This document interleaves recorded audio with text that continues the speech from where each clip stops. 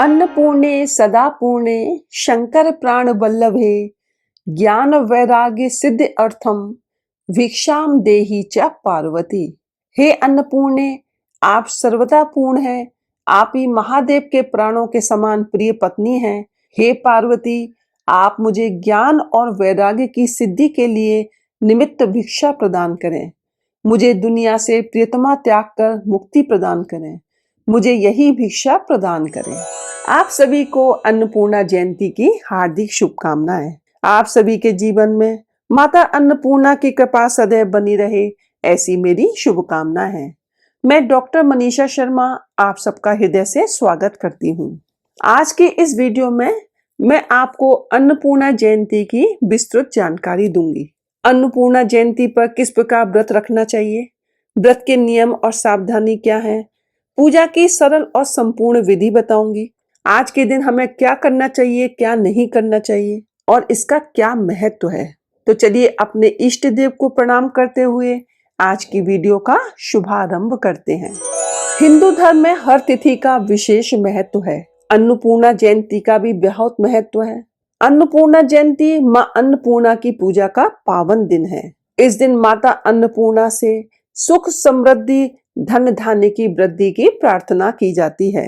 माँ को भोजन की देवी माना जाता है और इन्हें अन्नदात्री भी कहा जाता है। ऐसा कहा जाता है कि वो अपने भक्तों को कभी भूखा नहीं रखती हैं। अन्नपूर्णा जयंती हर वर्ष मार्गशीर्ष पूर्णिमा के दिन मनाई जाती है। तो इस वर्ष ये जयंती 26 दिसंबर को मनाई जाएगी। अन्नपूर्णा देवी को माता पार्वती का ही रूप माना जाता है।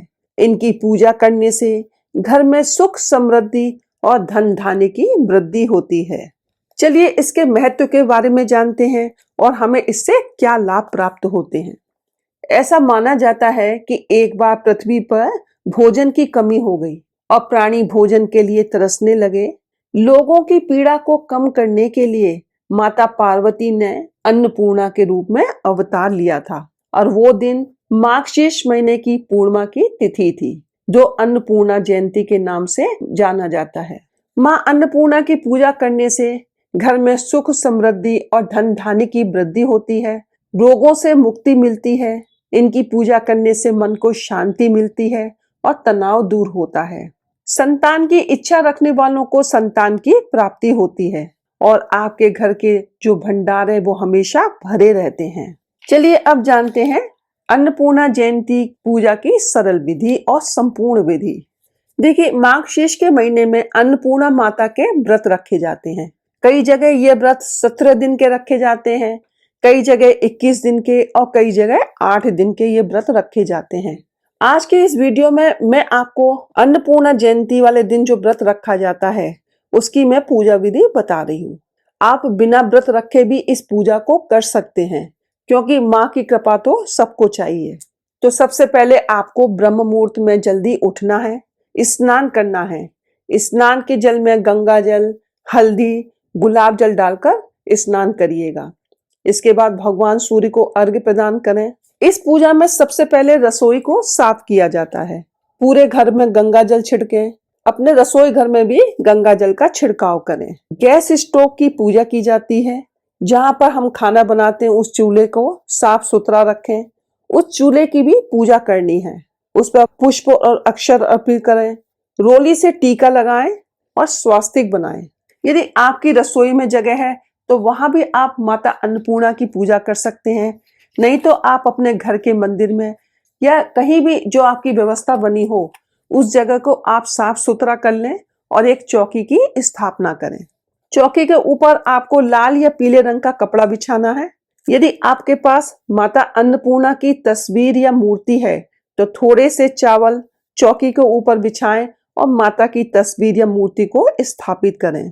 यदि आपके पास अन्नपूर्णा माता की मूर्ति या तस्वीर नहीं है तो आप भगवान शिव और माता पार्वती की तस्वीर या मूर्ति विराजमान कर सकते हैं। यदि आपके पास धातु की मूर्ति है तो सर्वप्रथम आपको उनको स्नान कराना है। तो आप गंगा जल से या पंचामृत से स्नान करा सकते हैं। इसके बाद आप उनको चौकी पर विराजमान करें। भगवान गणपति जी को भी विराजमान करना है। इसके बाद सबसे पहले आपको गणेश जी की ही पूजा करनी है। एक शुद्ध घी का दीपक जलाना है। दीपक की भी अक्षत और पुष्प से पूजा करनी है। रोली कुमकुम का टीका लगाना है। गणेश जी को दूर्वा चढ़ाइएगा और उनको वस्त्र अर्पित करना है। माता भगवती की भी आपको विधिवत पूजा करनी है। देखिए, यदि आपके पास माता पार्वती की भी तस्वीर नहीं है तो आप एक सुपारी लेकर के उसके ऊपर कलावा लपेट करके माता की रूप में आप उसको स्थापित कर सकते हैं। आपको चौकी पर एक कटोरी में धान या अक्षत भर के रखना है। तो जो आपने सुपारी बनाई है माता के रूप में, आप उस चावल के ऊपर उसको स्थापित कर सकते हैं। आप कलश की स्थापना करना चाहें तो कलश की स्थापना भी कर सकते हैं, नहीं तो माँ भगवती के सामने एक लोटा जल भर करके आप रखिएगा। आप माँ को चुनरी उड़ाइएगा, माँ को श्रृंगार का सामान अर्पित करिएगा। भगवान शिव की भी आपको पूजा करनी है, उनको चंदन लगाइएगा, कलावा रूपी वस्त्र उनको धारण कराइएगा। आप उनको जनेऊ भी धारण करा सकते हैं। इस तरह से आप उनको रोली कुमकुम टीका माँ को लगा करके विधिवत पूजा करें। आपको उनको भोग लगाना है तो भोग में आज आप केसर युक्त चावल की खीर बनाइएगा। माँ को केसर वाली चावल की खीर अति पसंद है। आप उनको पेड़े का भोग भी लगा सकते हैं। ऐसा माना जाता है कि आज के दिन माता को पीपल के पत्ते के ऊपर भोग समर्पित किया जाता है। यदि आपके पास पीपल का पत्ता है तो आप उस पर रखकर माता को भोग अर्पित करिएगा, नहीं तो आप कटोरी में भी भोग उनको लगा सकते हैं।